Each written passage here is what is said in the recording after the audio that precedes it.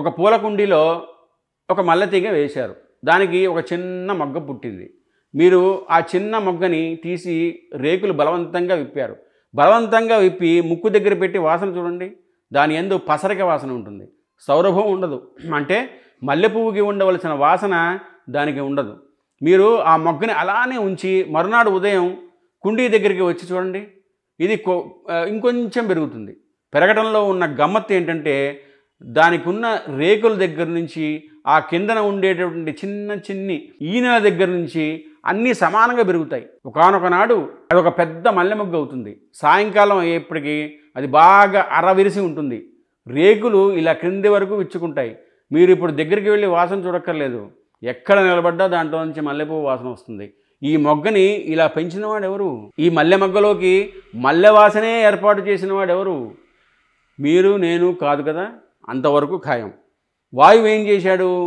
ఒక్కసారి గాలి అటు నుంచి ఇటు వీస్తే అన్నిటినీ విరగ్గొట్టగలిగిన వాడు, అటువంటి వాడు లోపల ఉండి ఉపయోగపడి ఆకలి వేస్తుందని చెప్పి, దాహం వేస్తుందని చెప్పి పడుకోమని చెప్తున్నాడు. రెండవది అగ్ని. అగ్ని అటు నుంచి ఇటు వెళితే అంతా బూడిదే. అటువంటి అగ్ని 3 పనులు చేస్తుంది. శంకరుడి ఆజ్ఞ ప్రకారం యజ్ఞము జరుగుతున్నప్పుడు దేవతలకి హవిస్సుని పట్టుకెళ్ళిస్తుంది. పితృదేవతలకు పిండం పెట్టాలి కాబట్టి పితృదేవతలకు అగ్నిహోత్రుడు పట్టుకెళ్ళిస్తున్నాడు. మూడవది, అంతకన్నా ఉపకారం ఎవరూ చేయరండి ప్రపంచంలో. ప్రతి ఇంటిలో ఉన్న మొదటి వంటవాడు అగ్నిహోత్రుడే.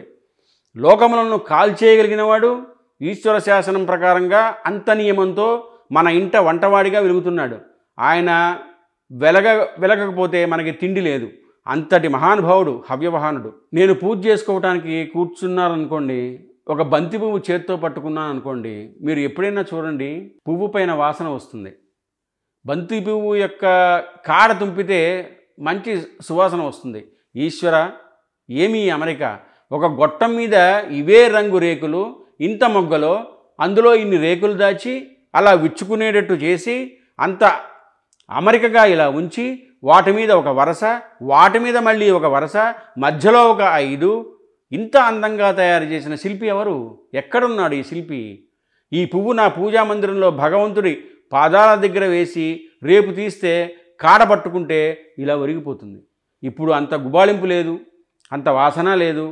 ఆ రేకులన్నీ ఇలా ఒరిగిపోతున్నాయి. ఎవరు ఇలా బంతి మొక్కలో నుంచి ఇలా తెచ్చినవాడు?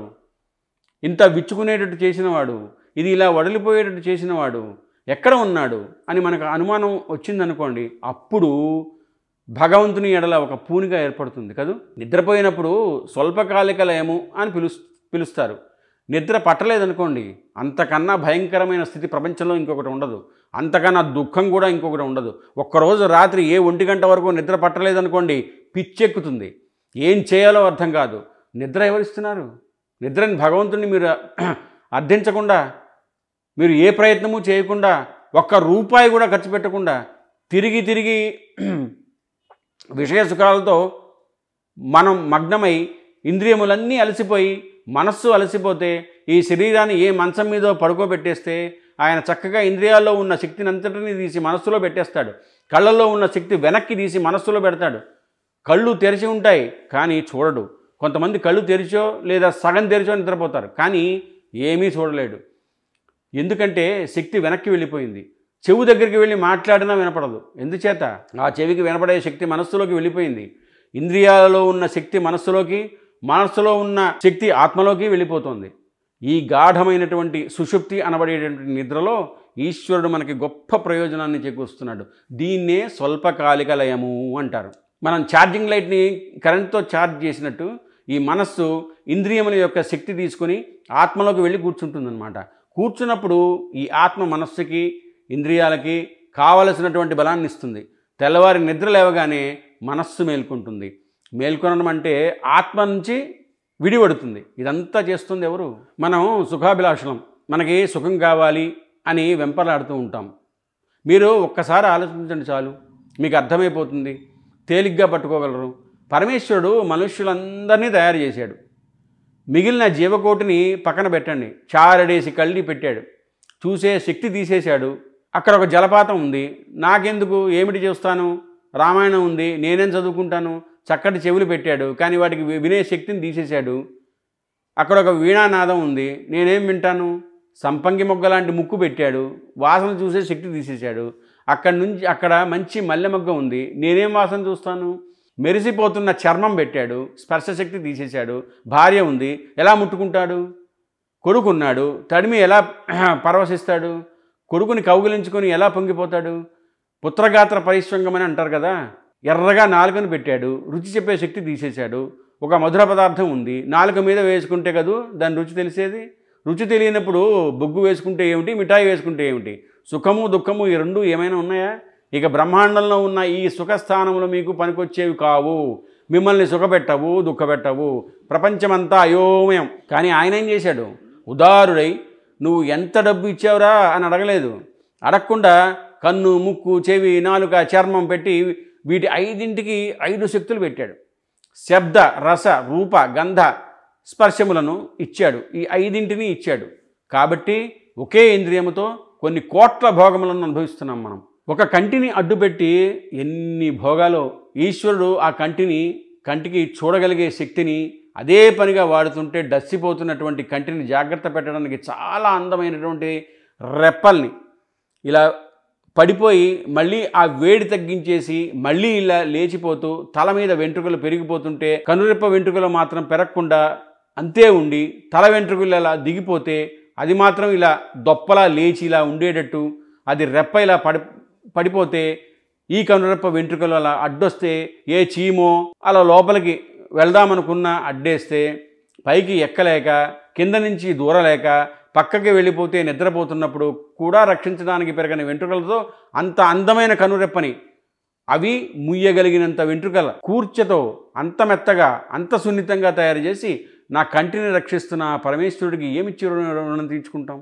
నిజంగా నా కంటిని రక్షించుకునే కర్తవ్యం నా మీదే పెట్టుంటే ఈశ్వరుడు నా బ్రతుకు ఏమైపోను. ఎంతటి మహాశిల్పి, మహానుభావుడు. ఒక గజం గుడ్డలో ఇన్ని బియ్యం పోసామనుకోండి, మూట కట్టారనుకోండి, నిలబడుతుంది. అందులో తీసుకొచ్చి బస్తా బియ్యం పోసి మూట కట్టామనుకోండి, ఎలాగోలో అందులో బియ్యం పోసి మూట కడితే పిట్లిపోతుంది ఆ గుడ్డ. గజం గుడ్డలో బస్తా బియ్యం ఎక్కడ పడతాయి? ఈశ్వరుడు కొత్తగా చర్మాన్ని ఎక్కడైనా పెట్టాడా? తీసుకొచ్చి నేను పుట్టినప్పుడు ఇంత ఉన్నాను, కొంత చర్మం ఉంది, వీడు పెద్దవాడు అవుతున్నాడని చెప్పి ఇంత చర్మం ముద్ద పట్టుకొచ్చి ఇది వీడికి అలదతూ ఉండు అన్నాడు ఎప్పుడైనా? అనలేదు కదా. పిట్లిపోకుండా పగిలిపోకుండా ఇదే చర్మం ఎలా సాగిందో, ఇంత మనిషినైనా ఇదే చర్మం వృద్ధాప్యంలోకి వెళ్తే ఎలా ముడతలు పడుతుందో, ఏమీ ఆశ్చర్యం, ఏమీ ఈశ్వర సృష్టి, ఏమీ అద్భుతం. అంత రక్షణ చేసిన వాడు ఎవరు? శంకర భగవత్పాదాచార్యుల వారు ఒక ప్రశ్న వేశారు. కాతే కాంత ఏమిరా నా భార్య అని అంత విర్రవీగుతున్నావే, నీ భార్య ఎక్కడి నుంచి వచ్చింది చెప్పు అన్నారు. ఎక్కడి నుంచి రావడం ఏంటి? మా అత్తగారి కడుపున పుట్టింది. మీ అత్తగారి కడుపులో నుంచి ఎక్కడి నుంచి వచ్చింది? బయటికి రావడానికి ఎక్కడి నుంచో వచ్చి ఉండాలిగా. ఎక్కడి నుంచి వచ్చింది ఏమో నాకేం తెలుసు. పోనీ మీ ఆవిడ సంగతి తెలియదు. కస్తే పుత్ర, నీ కొడుకు ఎక్కడి నుంచి వచ్చాడు? మా ఆవిడ కడుపులో నుంచి వచ్చాడు. మీ ఆవిడ కడుపులో నుంచి ఎక్కడి నుంచి వచ్చాడు? ఏమో నాకు తెలియదు. మా అబ్బాయి సంగతి నాకేం తెలుస్తుంది? కశ్యత్వం, నువ్వెక్కడి నుంచి వచ్చావు? కుతయా యాతః, ఎక్కడికి వెళ్ళిపోతావు? ఎక్కడి నుంచి వచ్చావు? ఆలోచించు సోదరా. వాణ్ణి ఆలోచింపజేయాలి. కాబట్టి జగద్గురువుల యొక్క తాపత్రయం. ఎందుకురా పాడైపోతావు? ఒకడున్నాడు దీన్ని తయారు చేసినవాడు, వాడు లేని నాడు ఇవన్నీ జరగవు. నీటికి ప్రవహించే శక్తిని, వాయువుకి అంతటా ఉండే అవకాశాన్ని పరమేశ్వరుడు ఇచ్చి ఉండకపోతే, అగ్నికి ఊర్ధ్వముఖ చలనాన్ని, నీటికి పల్లానికి వెళ్ళే శక్తిని ఇచ్చి ఉండకపోతే మనం ఎక్కడున్నాం ఆలోచించండి. అగ్ని అడుక్కు వెళ్తుంది అన్నాడు అనుకోండి ఈశ్వరుడు, వంట ఎలా చేస్తాం? హోమం ఎలా చేస్తాం? యజ్ఞం ఎలా చేస్తాం? అగ్నిని పైకి లేచేటట్టు చేసింది మనమా? నీరు కిందకి వెళ్ళేటట్టు చేశాడు కాబట్టే దాహం వేస్తే గుక్కడు నీళ్లు తాగితే గబగబా నీరు పల్లానికి కడుపులోకి వెళ్తే ప్రాణాలు నిలబడుతున్నాయి. నీళ్లు పైకి వెళ్తాయి, అగ్ని కిందకి వెళ్తుందంటే వంట జరుగుతుందా? నీళ్లు కడుపులోకి వెళ్తాయా? ఎలా నిలబడుతుంది ఈ ప్రపంచం? గాలి అన్ని చోట్ల ఉండదు, కొన్ని చోట్లే ఉంటుంది అని ఈశ్వరుడు అని ఉంటే, శాసించి ఉంటే ఇవాళ ఇన్ని చోట్ల కాపురాలు చేయగలిగే ఉండేవాళ్ళమా? గాలి ఎక్కడుందో అక్కడే ఇన్ని కోట్ల మంది ఉండి తొక్కిసలాటలో ఎంతమంది పడిపోదురో. ఎంత కారుణ్యమూర్తి అయి గాలిని అంతటా ప్రసంపజేసేటట్టు చేస్తున్నాడు. ఇవన్నీ చేసింది మీరు కాదు, నేను కాదు. ఒకడున్నాడు, వాడు ఇవన్నీ చేస్తున్నాడు. వాడు ఉన్నాడు అనటానికి ఆధారం ఏమి? ఈ విశ్వమే. ఈ శరీరాన్ని తయారు చేసినప్పుడు ఇందులో మూత్రపిండాలు పావలా పెట్టి కొనుక్కున్నామా? గుండెకాయని ₹1 పెట్టి తెచ్చుకున్నామా? ఉదారుడై ఆయన సృష్టించాడు. ఈ 2 కళ్ళు ఆయన ఇచ్చాడు. చూసే శక్తిని ఆయన ఇచ్చాడు.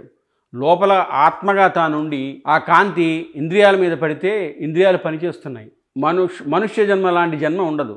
మరి మనుష్యుడు భగవంతుని చేరుకోవాలి అంటే అసలు భగవంతుడు ఉన్నాడని నమ్మడం ఎలా?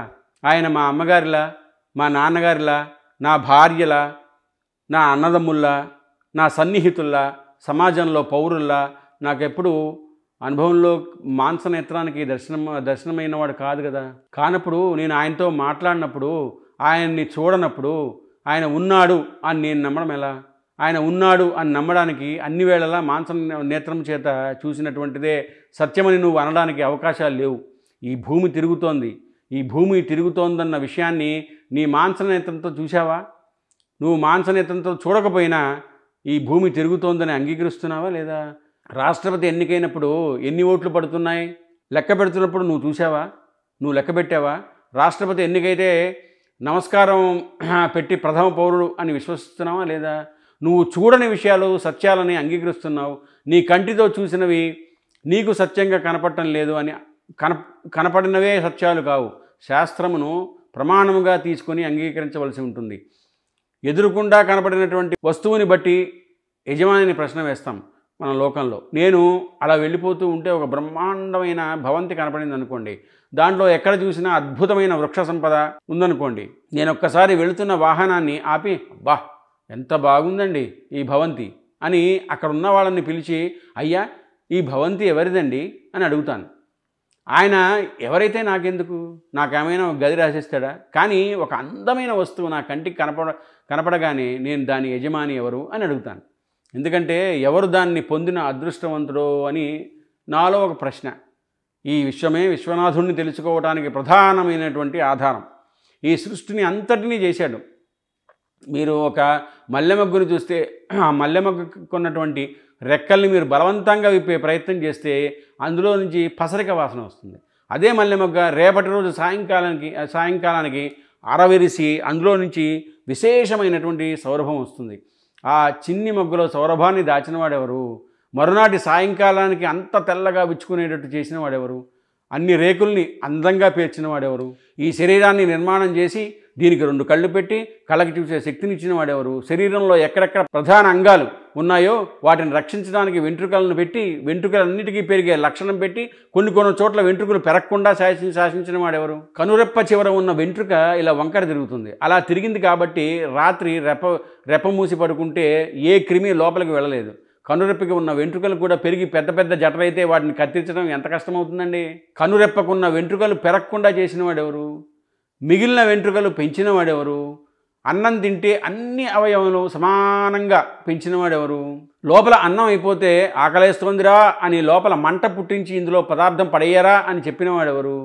ఇందులో నీళ్లు అయిపోయారా, ఇందులో నీళ్లు పొయ్యరా అని చెప్పిన వాడెవరు? రాత్రి నిద్రపోయినప్పుడు ఆఫీస్ ఫైల్ ఒకటి చూడమంటే నిద్రపోతూ ఎలా చూస్తానండి అంటావు. నిద్రపోతున్నప్పుడు నీకు ఊపిరిని తీసి నిన్ను నిలబెట్టిన వాడెవరు? రాత్రి పదార్థం అంతా తిని పడుకుంటే తెల్లవారేటప్పటికి జీర్ణం చేసి అందులో ప్రధానమైనటువంటి పదార్థాన్ని శక్తిగా రక్తంలో కలిపి మిగిలిపోయినటువంటి పిప్పిని బయటికి పంపించడానికి సిద్ధం చేసి సంవరణీ కండరములు సడలిపోయేటట్టుగా చేస్తున్న వాడెవరు? ఇందులోకి నీరు కావాల్సి వస్తే బ్రహ్మాండంలో నీరు పెట్టి బ్రహ్మాండంలో నీరు పిండాండంలో పోస్తే పిండాండంలో మిగిలిపోయినటువంటి మలినమైన జలాన్ని మళ్ళీ పుచ్చుకోవడానికి బ్రహ్మాండంలో ఏర్పాటు చేసినటువంటి మహానుభావుడు ఎవరు? ఇన్ని ప్రాణాలు పడిపోతే ధనుంజయ వాయు రూపంలో ఆ శరీరములన్నీ కూడా మళ్ళీ పగిలిపోయి భూమిలో కలిసిపోయేటట్టుగా చేస్తున్నది ఎవరు? వాడెవరో నీ కంటికి కనపడకపోవచ్చు. అన్నీ కంటికి కనపడటం కేవలం నీకు ఉన్నదని తెలిసినంత మాత్రం చేత సాధ్యం కాదు. నెయ్యి ఎక్కడి నుంచి వస్తుందండి అంటే పాలలోంచి వస్తుంది. ఇది పరమసత్యం. కానీ పాలల్లో నేతిని చూపించండి అంటే సాధ్యం కాదు. కొంత పరిశ్రమ అవసరం. ఆ పాలు కాచాలి, తోడుబెట్టాలి, పెరుగు చెయ్యాలి, కవ్వం దింపాలి, చిలకాలి, మజ్జిగ చెయ్యాలి, మజ్జిగలో నుంచి వెన్న తేలాలి, వెన్నని గిన్నెలో పోసి పొయ్యి మీద పెట్టి కరగబెడితే నెయ్యి రావాలి. వచ్చిన నెయ్యి ఎక్కడి నుంచి వచ్చింది? పాలల నుంచే వచ్చింది. పాలలో నుంచి వచ్చిన నెయ్యి పాలలో కనపడుతుందా? కొంత సాధన చేస్తే కనపడుతుంది.